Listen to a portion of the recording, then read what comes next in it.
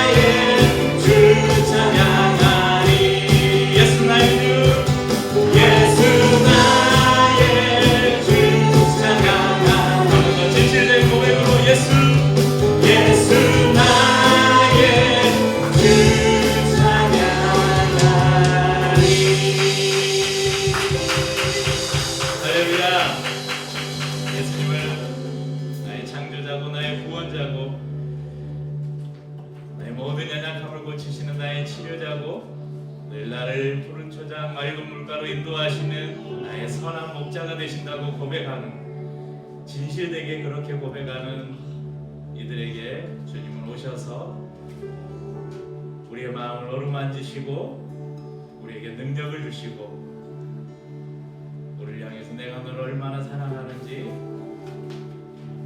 내가 그 사랑을 내게 보이겠다고 말씀하십니다. 주 사랑이 나를 숨쉬게 해.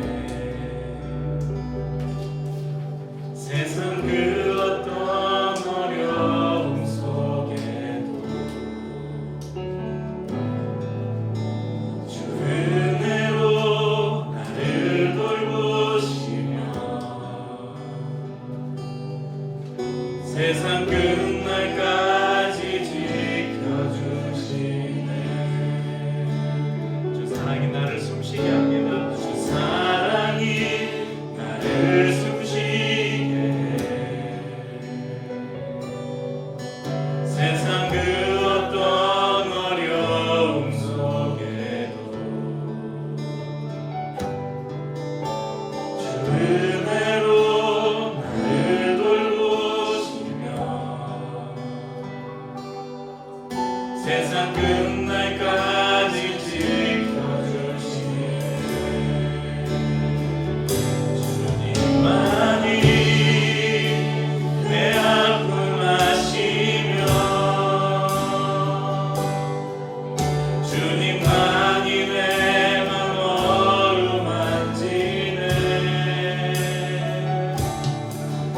어느 누구도 나를 향하시 주님의 사랑을 끊을 수 없네.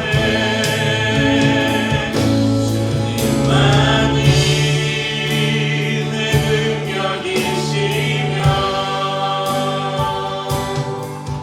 주님만이 나의 구원이시네.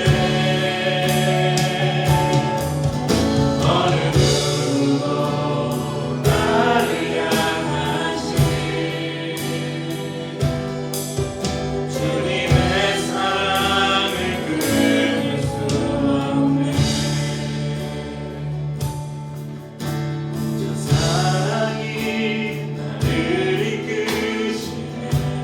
내가 갈 수 없는 그곳으로, 내가 갈 수 없는 그곳으로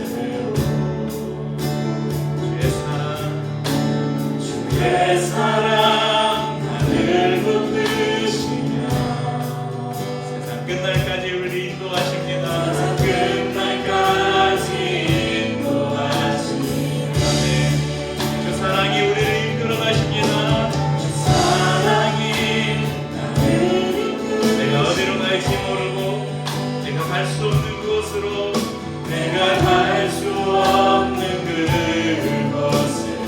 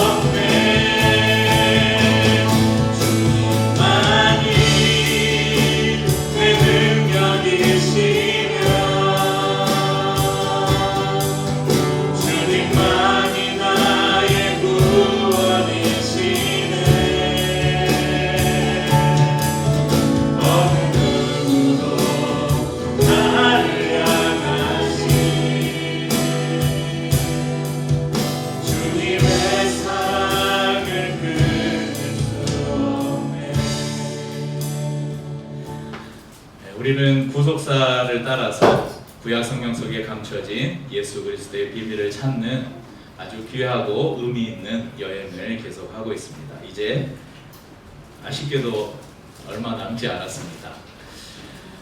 여름 캠프 전에 나눴던 요엘서를 거쳐서 오늘 우리가 만날 성경은 아모스서입니다.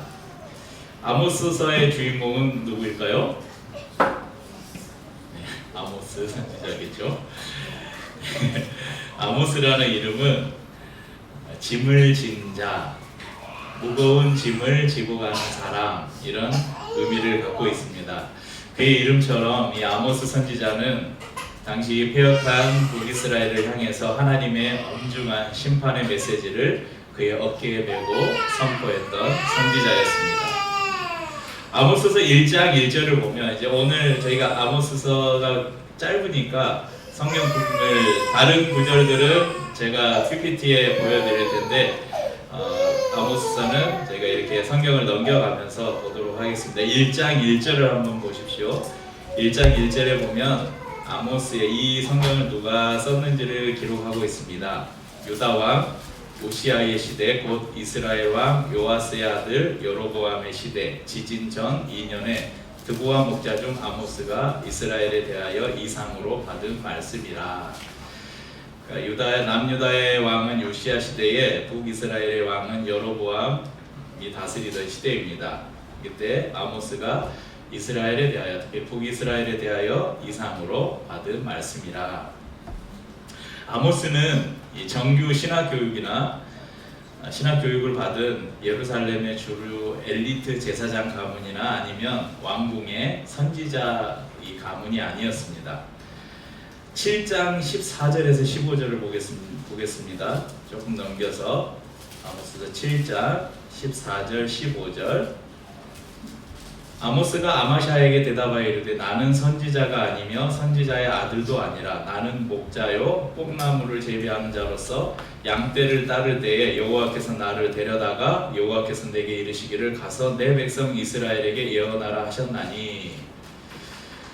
그는 예루살렘 남쪽으로부터 한 10km 정도 떨어진 황량한 이 유다 광야의 시골 마을 드보아라는 지역에서 양을 치는 목자였어요. 또 뽕나무를 재배하는 농부이기도 했습니다. 그런데 이 평범한 목자이자 농부에게 어느 날 하나님께서 나타나셔서 야, 내가 너를 택해서 불렀으니까 너는 가서 이스라엘에게 예언을 해라. 어느 아닌 밤중에 홍두깨 갑자기 하나님의 사역자로 부름을 받은 거예요. 여러분도 제가 이 구절을 보면서 우리도 좀 뭔가 좀 저기 뭐라 그러죠? 좀 기대와 소망이 있지 않습니까? 이 보잘것없는 시골 양치는 목자를 하나님께서 택하셔서 한 나라의 흥망성쇠를 예언하는 하나님의 그 대언자로 사용하시는, 하나님께서 쓰시는 사람은 그 사람이 뭐 어떤 정규적인 아주 엘리트 코스를 밟거나 아니면 어떤 아주 좋은 혈통과 가문에서 이렇게 그 출신을 쓰는 게 아니라 하나님은 하나님의 마음에 합한 자, 하나님이 주권적으로 택한 사람을 언제든지 하나님께서 사용할 수 있다는 것이 평범한 일상을 살아가는 우리도 그렇게 하나님의 위대한 사역에 또 하나님의 선택에서 우리를 사용하실 수도 있겠다, 그런 위안을 이 구절을 보면서 저도 느꼈습니다. 아모스가 이 활동했던 주전 8세기 여로보암 2세의 통치 시기는 북이스라엘 역사상 가장 찬란한 경제적 풍요와 정치적, 군사적 영광을 누리던 시기였습니다. 열왕기하 14장 25절에 보면 이런 말씀이 있습니다. 이스라엘의 하나님 여호와께서 그의 종 가드 헤벨 아미떼의 아들 선지자 요나를 통하여 하신 말씀과 같이 여로보암이 이스라엘 영토를 회복하되 하맛 어귀에서부터 아라바 바다까지 하였으니, 그러니까 지금의 팔레스타인 지역의 제일 윗지방부터 사해 입구까지 이스라엘이 영토를 회복했다, 이렇게 기록하고 있습니다. 또 아모스서 3장 15절에 보면 겨울궁과 여름궁을 치리니 상하궁들이 파괴되며 큰 궁들이 무너지리라. 이제 이 북이스라엘에 하나님께서 어떻게 이 북이스라엘을 칠 것인지 말씀하는 그 장면들 가운데 보면 겨울궁과 여름궁을 치겠다, 상하궁들이 파괴되겠다. 또 아모스서 6장 4절 6절 보면 상하 상에 누우며 침상에 기지개 켜며 양떼에서 어린 양과 우리에서 송아지를 잡아서 먹고 비파 소리에 맞추어 노래를 지절거리며 다윗처럼 자기를 위하여 악기를 제조하며 대접으로 포도주를 마시며 귀한 기름을 몸에 바르면서 요셉의 환난에 대하여는 근심하지 아니하는 자로다. 그러니까 그들의 실상을 이야기하는데 이 당시에 이 시대가 얼마나 풍요로웠는지를 이렇게 표현하고 있죠. 상아로 만든 상에 누우고 침상에 기지개 켜며 어린 양과 송아지, 그러니까 고기 날마다 고기 반찬에 밥 먹고 비파 소리에 맞춰서 노래, 그러니까 풍류를 즐기면서 대접으로는 포도를 마셨다. 이렇게 포도주를 그냥 뭐 먹고 마시는데 부족함이 없는 그런 풍요로운 삶을 누리고 있었다. 이렇게 표현합니다. 그러나 하나님께서 바라보시는 이스라엘의 모습은 참혹했습니다. 이스라엘은 겉으로 보면 어쩌면 가장 전성기를 구가하고 있었을지 모르지만 그 안으로는 영적으로 심히 부패해서 냄새가 진동하는 시체와 같았다는 것입니다. 그래서 아모스서 2장 6절에서 7절 보시면 여호와께서 이와 같이 말씀하시되 이스라엘의 서너 가지 죄로 말미암아 내가 그 벌을 돌이키지 아니하리니 이는 그들이 은을 받고 의인을 팔며 신 한 켤레를 받고 가난한 자를 팔며 힘없는 자의 머리를 티끌 먼지 속에 발로 밟고 연약한 자의 길을 굽게 하며 아버지와 아들이 한 젊은 여인에게 다녀서 내 거룩한 이름을 더럽히며 이렇게 기록하고 있습니다. 돈에 눈이 멀어서 의인을, 그러니까 죄도 없는 사람을 팔아넘기기도 하고 신 한 켤레 값, 별로 값도 안 되는 그 값을 받고 가난한 사람들을, 그러니까 인신매매를 한 거예요. 사람들을 팔아넘기고 힘없고 연약한 자를 고통 가운데 몰아넣었고 심지어는 아버지와 아들이 한 젊은 여인에게 다녔다. 한 여인에게, 그러니까 음란한 행위를 한 거예요. 아버지나 아들이나. 그렇게 함으로 하나님의 거룩한 이름을 더럽혔다고 기록합니다. 이러한 참상 가운데서 하나님께서는 시골 목자 아모스를 부르셔서 그 어깨에 막중한 사명을 짊어지게 하셨습니다.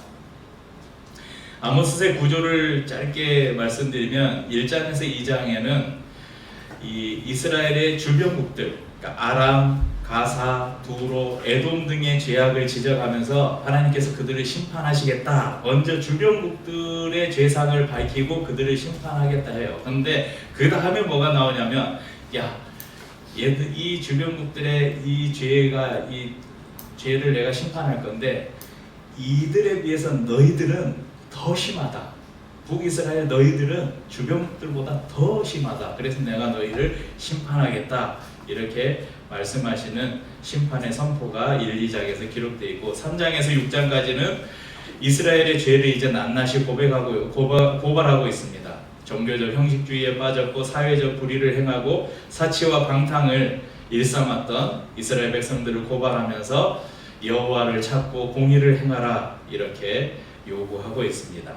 7장에서 9장 10절까지는 5가지 환상을 보이시는데요. 메뚜기, 불, 다림줄, 여름과일, 무너지는 성전기둥 이런 환상을 통해서 이스라엘에게 임할 심판을 너희들은 결코 피할 수 없다 이렇게 말씀하고 있습니다. 그리고 마지막으로 오늘 저희가 읽은 9장 11절에서 15절에서 공의의 하나님은 죄는 철저하게 심판하시지만 이스라엘을 아주 버리지는 않으실 것이다. 다윗의 무너진 집을 다시 일으키고 백성을 포로 상태에서 돌려보내 영원한 평안을 주시겠다는 메시아적 회복으로 아모스서가 마무리되고 있습니다. 그러니까 아모스의 구조를 보면, 내용상의 구조를 보면 저희가 읽은 9장 11절 이전까지 9장 10절까지에는 소망이 없어 보여요. 이 9장 10절까지의 메시지는 철저하게 무서운 심판의 선언입니다. 하지만 9장 11절에 이르러서 놀라운 반전이 일어납니다. 절망의 자리에서 어둠을 뚫고 솟아나는 태양처럼 빗줄기가 비칩니다. 하나님께서 한 가지 약속을 선포하시는데 그날에 내가 다윗의 무너진 장막을 일으키리라, 이런 약속입니다. 오늘 본문 또한 저희가 구약 성경을 쭉 살펴보면서 이 성경에 나오는 이런 이야기를 역사적으로 보자면, 그러니까 문자적으로 또 역사적으로 해석하면 이것은 이스라엘이라는 한 나라의 역사에 관련된 것이죠. 하지만 이스라엘 한 나라의 심판과 회복의 메시지를 넘어서서 이 말씀을 우리가 구속사적, 역사적으로가 아니라 구속사적인 관점에서 창세기부터 지금 성경을 쭉 살펴보고 있는데, 구속사적 관점으로 이 말씀을 보면 그 이상의 아주 중요한 의미를 담고 있습니다.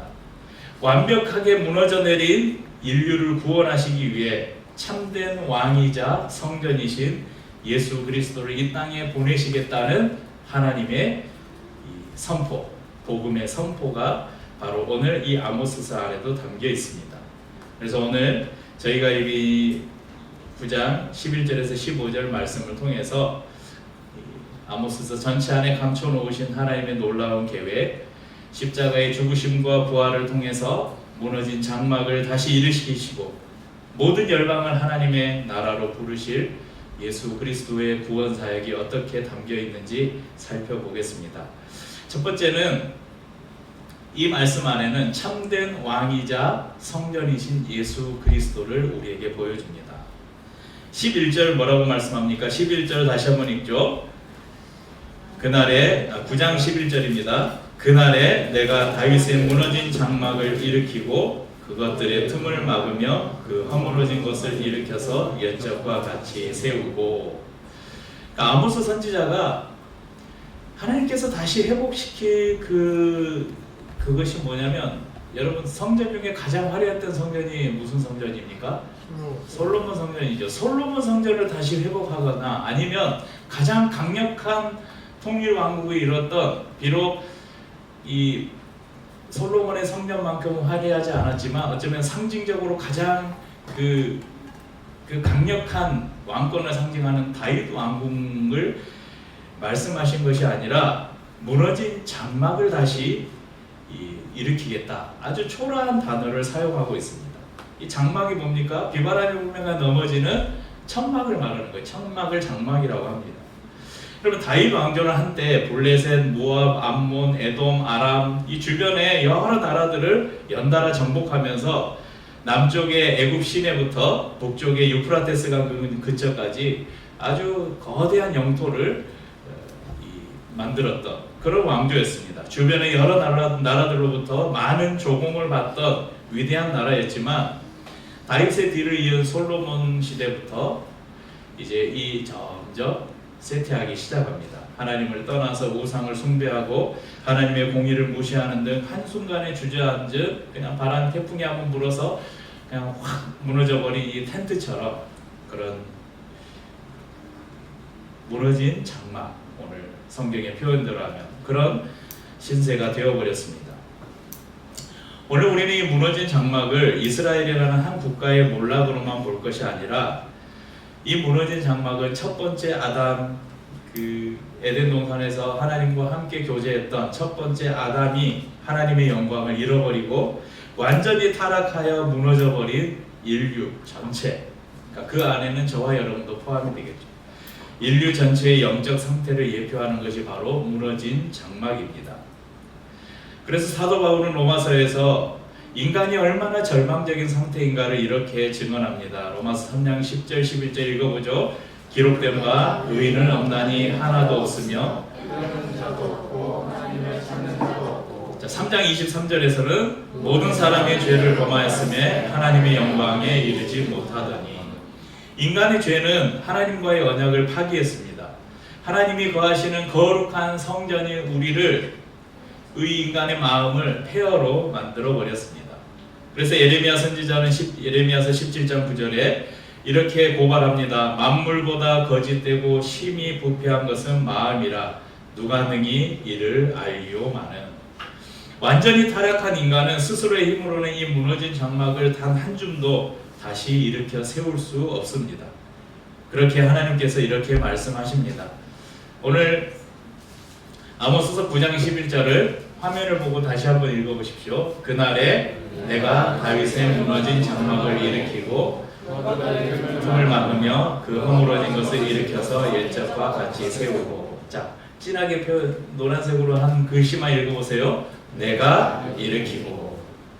그러니까 하나님께서 무너진 장막을 다시 세우는데, 야, 너희가 노력해서 너희의 힘으로 다시 세워라, 이렇게 말씀하지 않으셨습니다. 하나님께서 직접 일으킬 것이다, 이렇게 말씀하시죠. 이것은 오직 하나님의 주권적인 은혜의 선언입니다.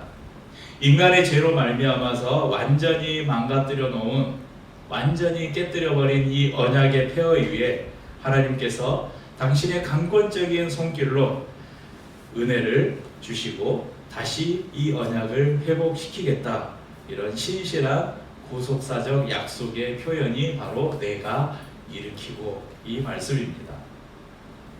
하나님께서는 이 아모스서의 이 선지자를 통해서 약속하신 내가 다시 일으키겠다, 무너진 다윗의 장막을 다시 일으키겠다는 약속을 어떻게 지키셨는지 이제 말씀드리겠습니다. 누가복음 1장 31절에서 33절 말씀을 보십시오. 보라, 내가 잉태하여 아들을 낳으리니 그 이름을 예수라 하라. 그가 큰 자가 되고 지극히 높은 이의 아들이라 일컬어질 것이요 주 하나님께서 그 조상 다윗의 왕위를 그에게 주시리니 영원히 야곱의 집을 왕으로 다스리실 것이며 그 나라가 무궁하리라. 마리아에게 천사가 찾아와서 선포했던 신약의 그 말씀 안에 바로 그 답이 있습니다. 마리아의 태를 빌려서 이 땅에 오신 예수님을 가리켜서 오늘 이 구절은 뭐라고 말합니까?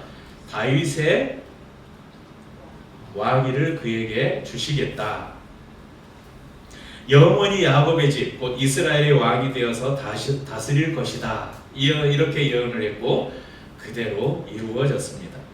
요한복음 1장 14절에는 이렇게 말씀합니다. 말씀이 육신이 되어 우리 가운데 거하심에 우리가 그의 영광을 보니 아버지의 독생자의 영광이요 은혜와 진리가 충만하더라. 자, 여기 보면 우리 가운데, 말씀이 누굽니까?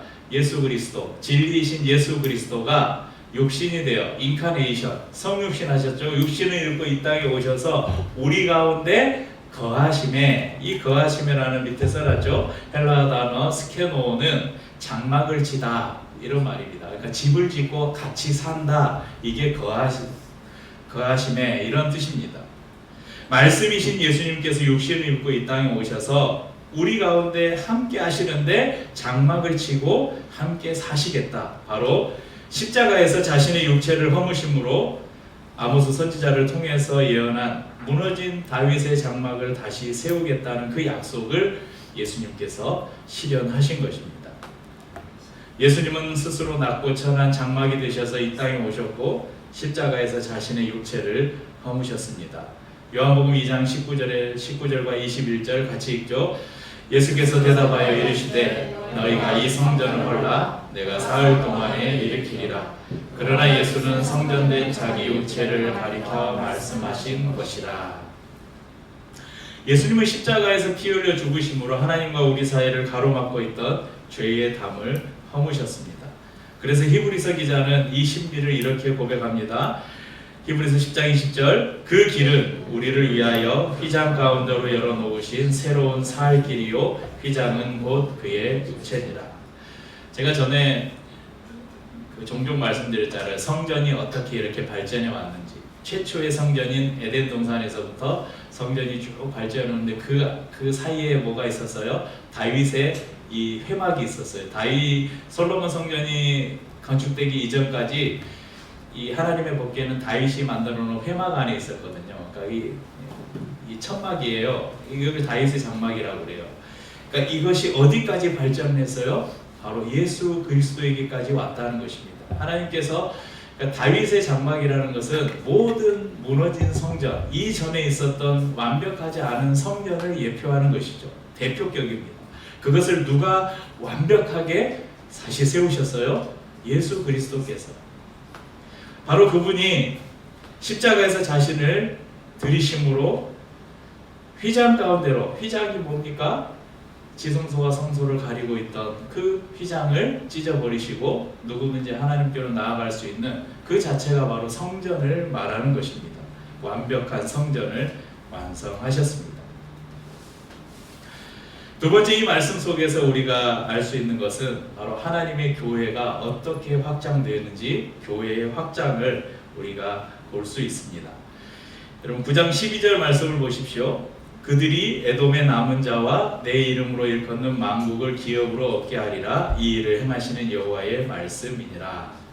12절에 보면 놀라운 단어가 하나 등장하는데, 에돔의 남은 자, 에돔의 남은 자에게 기업을 주겠다.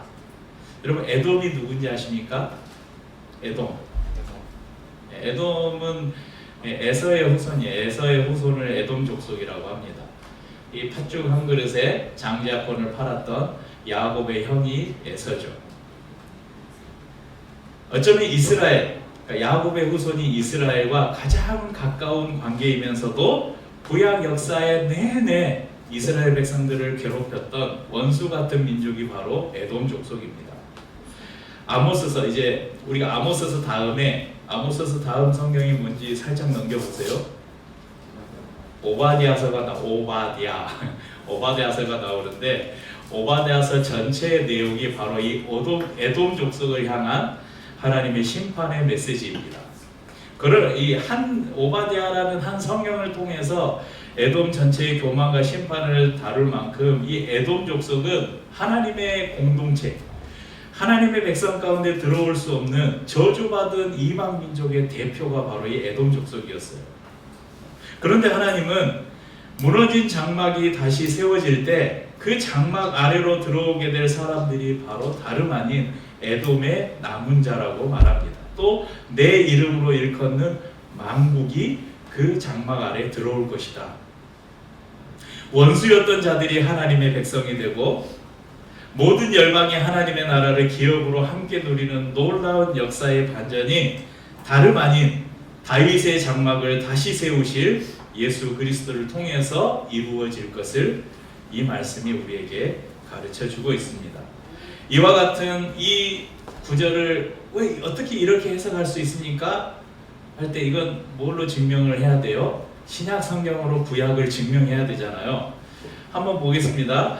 우리 찾아보기 힘드니까 여기 앞에 성경 구절 보여드릴게요. 사도행전 15장에 보면 바울과 바나바가 1차 전도여행을 마치고 예루살렘 교회에 선교 보고를 합니다.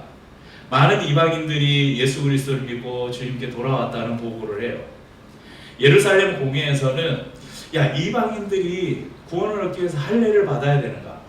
이방인들도 모세의 율법을 지켜야 구원을 받을 수 있는가? 이런 문제에 대해서 격렬한 신학적 논쟁이 벌어졌습니다. 그때 베드로 사도가 예루살렘 교회 앞에 서서 이렇게 말합니다. 사도행전 15장 7절에서 11절, 너무 길어서 중요한 부분만 기록했습니다. 많은 변론이 있은 후에 베드로가 일어나 말하되, 하나님이 이방인들로 내 입에서 복음의 말씀을 들어 믿게 하시려고 나를 택하시고, 하나님이 우리에게와 같이 그들은 이방인들입니다. 그들에게도 성령을 주어 증언하시고 그들이나 이방인들이나 우리나 차별하지 아니하셨느니라.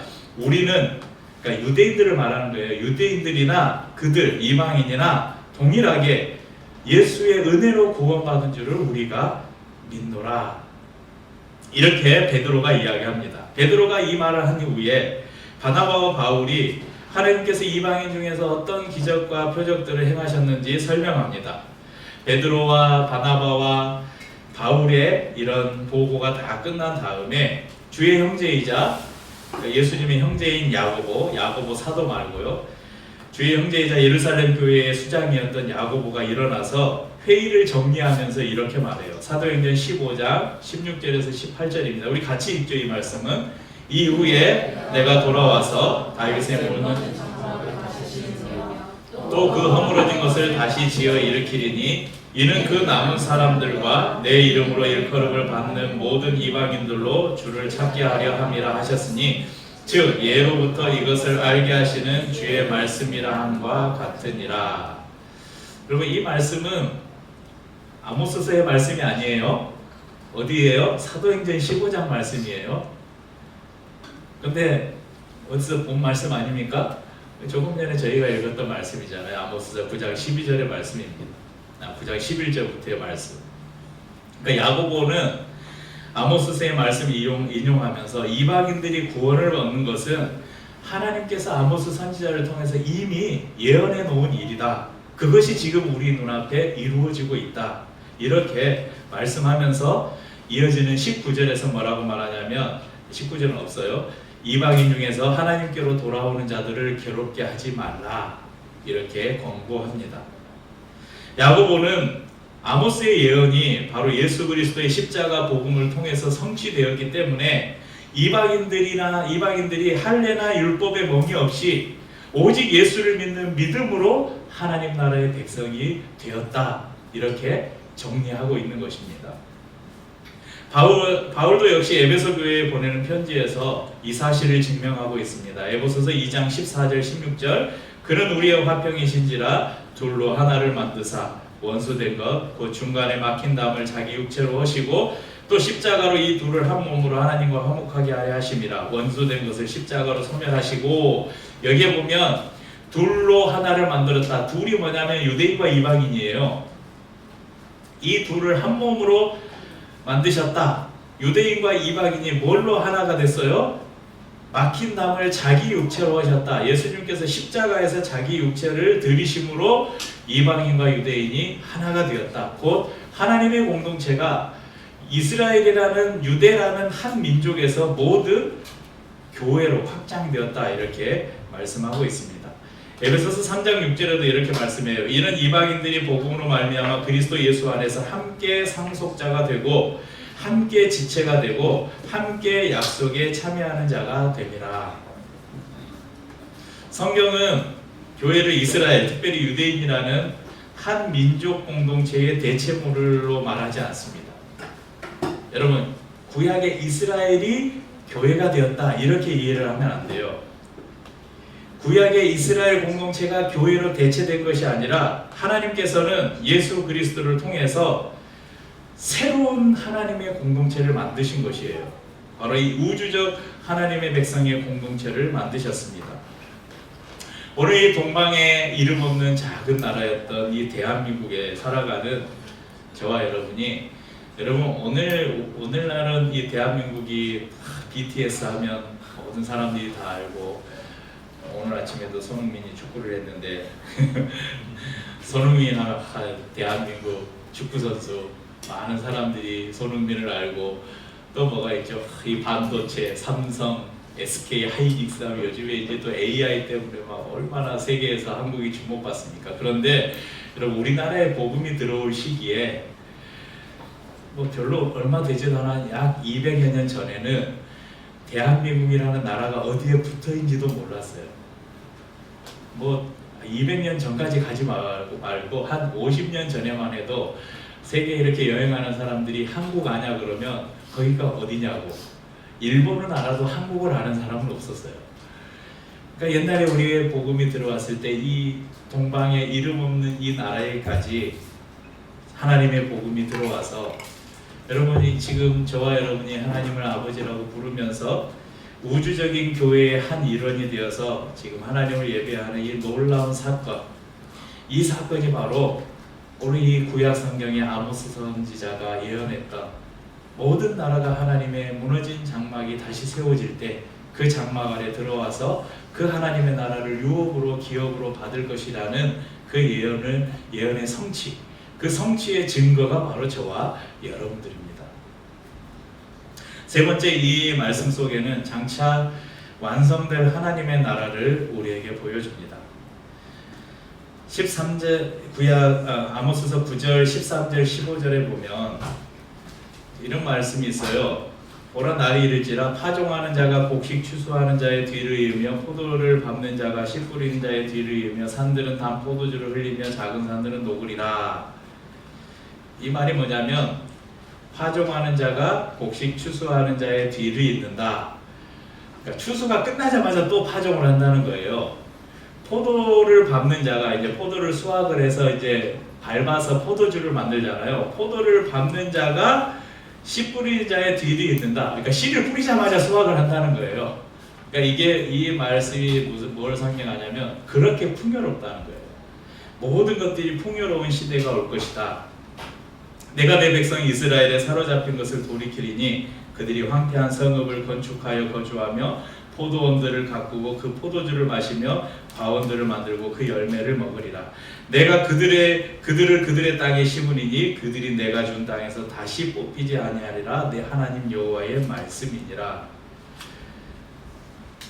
인간의 죄로 인해서 가시덤불과 엉겅퀴를 내던 땅, 하나님께서 땅을 저주했잖아요. 그래서 이제 땅은 가시덤불과 엉겅퀴를 낼 것이다. 그래서 너희가 땀 흘리고 수고해야 그 가시덤불과 엉겅퀴를 걷어내고 땅을 경작해 하고, 그래서 땀을 흘려야 너희가 그나마 먹을 것을 얻을 것이다. 이렇게 땅을 저주했는데 이제 그 저주가 사라지고 그냥 씨를 뿌리자마자 열매가 나는 거예요. 뿌리자마자 열매가 나고 열매를 먹자마자 또 씨를 뿌리고 이런 풍요가 회복된다는 것을 우리에게 가르쳐주고 있습니다. 지난 시간에 나눴던 요엘서에도 요엘 선지자를 통해서 하나님께서 회복할 그 날을 예언하고 있는데 요엘서 3장 18절에 이렇게 말씀합니다. 같이 읽어보죠. 그날에 산들이 단 포도주를 떨어뜨릴 것이며 유다 모든 시내가 물을 흘릴 것이며 여호와의 성전에서 샘이 흘러나와서 시딤 골짜기에 대리라. 여러분, 예수님께서 공생애를 시작하시면서 퀴즈, 예수님께서 공생애를 시작하시면서 가장 먼저 일으키셨던 기적은 뭘까요? 아무도 손을 안 들고 네? 네, 다 알고 계시네요. 가나 혼인잔치에서 물을 포도주로 만든 그 기적을 일으키셨습니다. 여러분, 이게 이 물을 포도주로 만든 게 그냥 우연히 일으키신 게 아니에요. 구약 성경에 하나님의 나라가 회복될 때, 메시아를 통해서 하나님의 나라가 회복될 때 계속 자주 등장하는 그게 뭐예요? 그 풍요의 상징이 포도주예요. 포도주. 그러니까 이 예수님께서 물을 포도주로 바꾸셨다는 것은 구약 성경의 여러 선지자들이 예언했던 메시아의 시대가 오면 모든 결핍과 기근이 끝나고 예수 그리스도 안에서 풍요와 영원한 생명이 시작될 것이라는 그 예언이 어떻게 실현됐는가? 그 신호탄이 바로 물을 포도주로 바꾼 사건입니다. 예수 그리스도 안에는 모든 풍성함이 있습니다. 요한복음 10장 10절에 도둑이 오는 것은 도둑질하고 죽이고 멸망시키려는 것뿐이요, 내가 온 것은, 예수님이 오신 것은 양으로, 우리 모두 양으로 생명을 얻게 하고 더 풍성히 얻게 하려는 것이다. 요한복음 4장 14절에는 내가 주는 물을 마시는 자는 영원히 목마르지 아니하리니 내가 주는 물은 그 속에서 영생하도록 솟아나는 샘물이 되리라. 마지막으로 아모스서의 제일 마지막 절에는 이 개혁주의 신학, 개혁주의 신학의 중요한 교리인 이 성도의 견인, 이 교리를 담고 있습니다. 아모스서 9장 15절에 보면 15절 같이 읽어볼까요? 마지막 절. 내가 그들을 그들의 땅에 심으리니 그들이 내가 준 땅에서 다시 뽑히지 아니하리라. 내 하나님 여호와의 말씀이니라. 이 개혁주의 신학의 가장 핵심을 우리가 칼빈 들어보셨어요? 칼빈 총 말고 이제 프랑스어 발음으로 칼뱅, 존 칼뱅 들어보셨죠? 뭐 교회를 안 다니시는 분들도 예전에 세계사 시대, 중세 시대, 아니 중세가 아니에요, 중세 맞죠? 세계사 이런 거 배우면 그 종교 개혁을 다룰 때 꼭 등장하는 인물이 칼뱅과 찌빙글리, 또 마틴 루터 이런 사람들이 이름을 들어봤을 겁니다. 우리가 속한 교회가 개혁 교회라고 말하는데 리폼드 철치라고도 하고요. 그 개혁 교회는 천주교가 이렇게 오다가 루터가 종교 개혁을 일으켜서 새로운 개신교회, 우리가 요즘으로 말하면 개신교라고 말하죠. 기독교라고 말하는 개신교가 이렇게 이제 탄생을 하게 됩니다. 그 개혁교회, 개신교회의 가장 중요한 교리의 핵심을 만든 사람이 칼빈이에요. 이 칼빈의 5대 교리가 있습니다. 보시면 첫 번째는 전적 타락. 인간은 완전히 타락했다. 두 번째는 무조건적 선택. 하나님이 우리가 뭐 착한 일을 많이 하고 뭘 인간이 어떤 공로를 쌓아서 우리가 구원을 받는 게 아니라 인간의 구원은 하나님의 무조건적인 선택이다. 그 다음에 제한적 속죄. 하나님이 모든 사람들을 구원하실 수 있지만 예수를 믿는 사람만 구원하신다. 제한적. 그러니까 예수를 믿어야만 구원받는다는 것입니다. 불가항력적 은혜. 하나님이 구원을 주시기로 한 사람은 나는 싫어요, 나는 싫어요 한다고 해서 하나님의 은혜를 피할 수 없다. 마지막이 성도의 견인이에요. 견인이 뭡니까? 견인 차가 차 끌고 가잖아요. 그러니까 성도를 견인해 간다는 거예요. 하나님이 성도를 끌고 간다는 거예요. 이걸 성도의 견인 교리라고 말합니다. 그러니까 이 성도의 견인 교리는 하나님의 절대적인 은혜로, 이게 우리가 구원받는 순서예요. 이 구원의 순서인데, 하나님이 우리를 한번 이제 불가항적 은혜로 우리가 하나님의 구속을 받았어요. 그 한 번 구원받은 사람은 하나님이 끝까지 그 사람을 하나님이 보호하시고 결코 구원에서 떨어져 나가지 않고 영원한 구원에 이른다. 그런 교리입니다. 물론 이 교리 때문에 이런 여러 반론들도 있어요. 구원 받았다고 하니까 막 사는 사람들도 있고 막 그런 부작용들이 있지만, 하나님이 한번 택한, 그러니까 진실로 구속받은, 진실로 하나님을 영접한 사람들은 한번 택한 백성은 절대 하나님이 놓지 않으신다는 교리입니다. 이것이 바로 이 말씀 안에 담겨 있는 거예요. 이스라엘 백성들은 불순종과 죄로 인해서 가나안에서 이렇게 뿌리째 뽑혀서 옮겨졌잖아요. 남유다는 바벨론의 포로로 잡혀갔죠. 다 씨가 말라서 다 잡혀가고, 북이스라엘은 아수르에 멸망당해서 포로로 잡혀가고. 그러나 예수 그리스도의 보혈로 구원받아서 참된 하나님의 나라에 심겨진 구속받은 성도들은, 저와 여러분은 결코 한 사람도 구원에서 다시 뽑혀져 나가거나 버려지지 않을 것이라고 오늘 이 말씀이 우리에게 약속해 주는 것입니다. 예수님도 직접 우리에게 약속하셨어요. 요한복음 10장 28절에서 29절 같이 읽죠. 내가 그들에게 영생을 주노니 영원히 멸망하지 아니할 것이요 또 그들을 내 손에서 빼앗을 자가 없느니라. 그들을 주신 내 아버지는 만물보다 크심에 아무도 아버지 손에서 빼앗을 수 없느니라. 예수 그리스도 안에서 구원받은 사람을 어느 누구도 빼앗을 수 없다. 왜냐하면 우리 하나님은 만물보다 크신 분이시다. 어느 누구도 하나님의 그 품 안에 있는 우리를 빼앗아 갈 수 없다. 우리의 구원이 나의 결단이나 행위에 달린 것이 아니라 창세전부터 우리를 택하시고 예수 그리스도의 피로 사시며 성령으로 도장을 찍으신 하나님의 신실한 언약에 기초합니다. 그러므로 예수 그리스도 안에 있는 자는 결코 영원한 실패나 영원한 버림을 받지 않습니다. 주님께서 우리를 당신의 은혜의 땅에 심으셨기 때문에 우리는 결코 뽑히지 않을 것입니다. 제가 여기를 쓰고 너무 감격스러워서 설교문에다가 한 번도 전혀 안 쓰던 표현을 하나 썼어요. 할렐루야. 설교문에 제가 평소에 우리 부흥사들이 막 설교하다 할렐루야 막 이러잖아요. 아멘을 유도하기 위해서. 근데 제가 이 설교문을 쓰다가 이 구절을 쓰고 나니까 너무 막 감격스러워서 여기다 할렐루야를 썼어요. 할렐루야. 네. 오늘 우리는 이 드보아의 목자 아모스 선지자를 통해서 죄를 심판하시는 하나님, 공의의 하나님이시죠. 그렇지만 십자가를 통해서 우리의 무너진 인생을 다시 이렇게 세우시는 사랑의 하나님, 이 공의의 하나님과 사랑의 하나님을 동시에 바라봅니다. 지금 우리 성도님들의 삶은 어떻습니까? 여러분의 영적인 삶이, 그리고 신앙의 모습이 죄와 낙심과 때로는 사단의 유혹에 넘어져서 무너진 장막처럼 허물어져 있지는 않습니까? 내 힘으로는 도저히 어찌할 수 없는 절망과 죄책감에 쓰러져 있지는 않습니까? 하지만 그때 여러분 결코 낙심하지 마십시오. 우리가 무너진 그 자리에 주님이 찾아오십니다.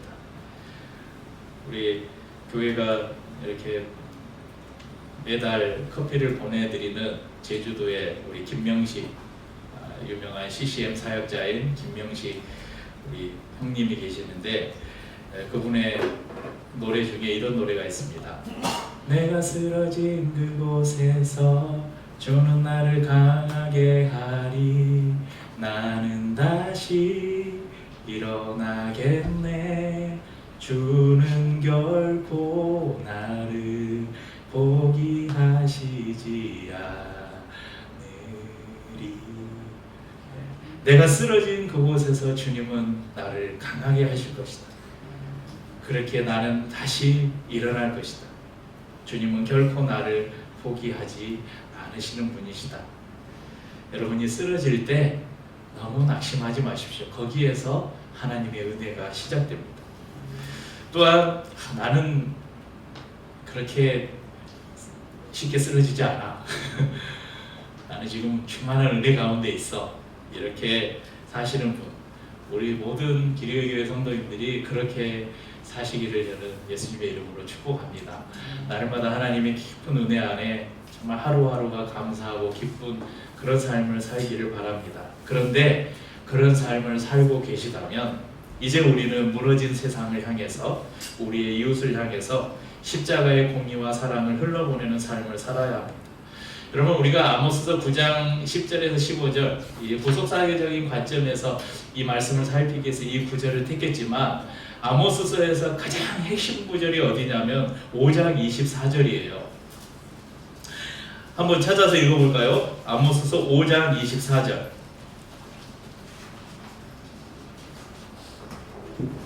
함께 읽죠. 오직 정의를 물같이 공의를 마르지 않는 강같이 흐르게 할지어다. 아멘. 그러니까 이스라엘의 그 참상을 지적하면서 이제 너희는 오직 정의를 물같이 흐르게 해라. 공의를 마르지 않는 강같이 흐르게 해라. 이것이 하나님의 뜻이라는 거예요. 그리스도의 보혈로 회복된 성도는 이제 나 혼자 구원받았으니까 됐지. 나는 천국 갈 수 있어. 그렇게 만족하는 이기적인 신앙에 머물러서는 안 됩니다. 거짓과 불의가 판치는 이 세상 속에서 가난하고 소외된 이웃을 사랑하고 세상의 왜곡된 가치관에 타협하지 않으며 삶의 현장에서 하나님의 공의와 사랑을 실천하는 빛과 소금으로 살아가야 합니다. 오늘 수미자매가 공동체 기도 담당이었는데 그 미리 본문 알고 기도문 쓴 거 아니죠?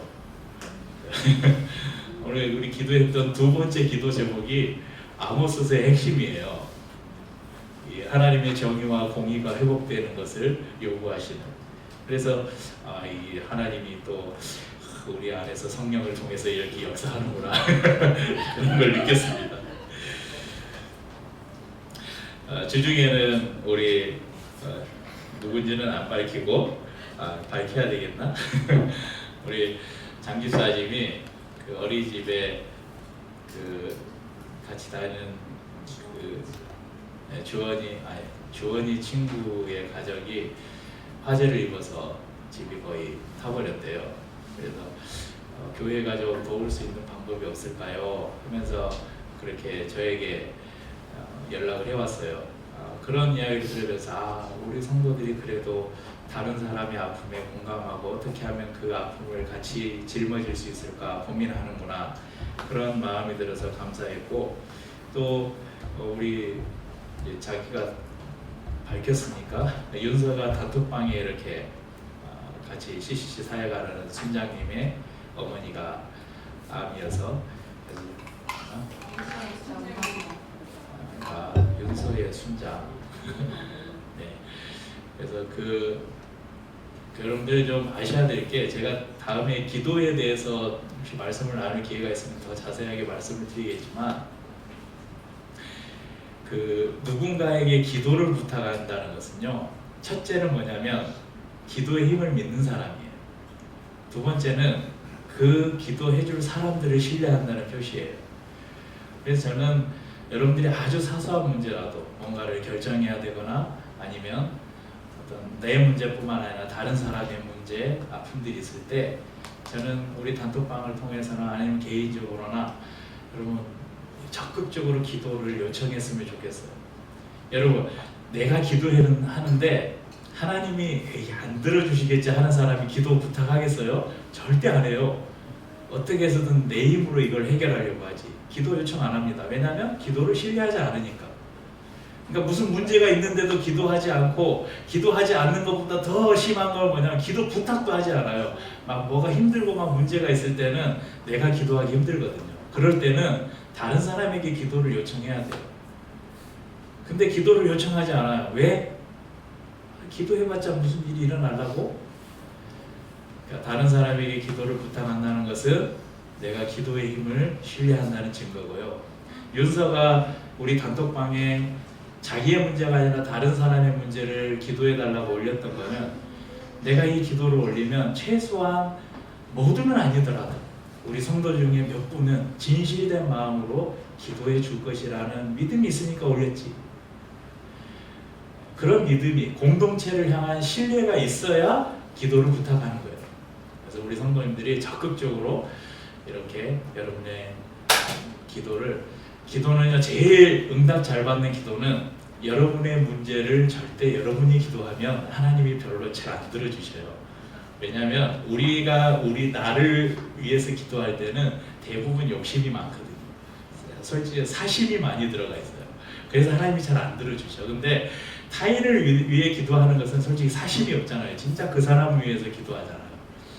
그래서 여러분은 다른 사람을 위해서 기도해주고, 여러분의 기도는 다른 사람에게 부탁하는 거예요. 아무튼 뭘 이야기하려고 하냐면, 이렇게 다른 사람들의 아픔에 공감하면서 그 사람들의 아픔을 함께 짊어지려는 그런 성도들이 있어서 감사했습니다. 그런 마음이 바로 하나님이 우리에게 요구하시는 인애의 마음, 헤세드라고 하는 인애의 마음입니다. 또한 열방을 향해서 하나님의 마음을 품고 우리의 교회의 담장을 낮추고 소망 없이 살아가는, 오늘 성경에 표현된 에돔의 남은 자와 같은 잃어버린 영혼을 구원하기 위해서 날마다 복음을 증거하는 삶을 살아가십시다. 예수 그리스도의 오심으로 성취된 이 아모스 선지자의 예언은 주님께서 이제 다시 오실 날 완성될 것입니다. 우리 안에 오셔서 거하시는, 장막을 치시는 예수님, 우리 안에 오셔서 주님이 우리와 함께 살고 계시잖아요. 그 은혜 안에 날마다 살아가면서 혹 살아가다가 여러분 넘어지더라도 여러분 아주 엎드러지지 마시고 다시 일어서서 세상을 향해서 헤세드를 실천하며 생명의 복음을 증거하는 기류의 교회 모든 성도들이 되시기를 예수님의 이름으로 축복합니다. 내게로부터